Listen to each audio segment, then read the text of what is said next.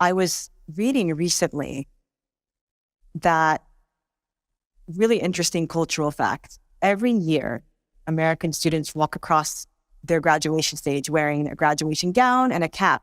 And I was actually reading that roots itself in Muslim universities in the 9th century, where Europe's best and brightest would go to these universities and they would want to come back home and mimic the thobe and the flat cap symbolized the Quran as the highest form of knowledge. And even the tassel would have been the bookmark in the Quran, for keeping your place in the Quran.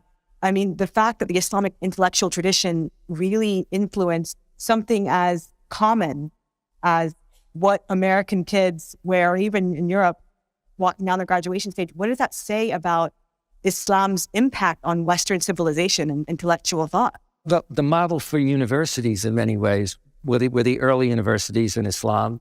The notion of having hostels for students. As one prominent scholar of Islam said, during the Dark Ages, if you were up on another planet and you looked down, the West was invisible. It would have been the Islamic world that stood out. And the idea that during that period, you had a fluorescence in terms of the areas of philosophy, medicine, algebra, etc. And then that was carried over into the West. And yet some of that was lost. The same thing happens when you look at areas of medicine and science and technology.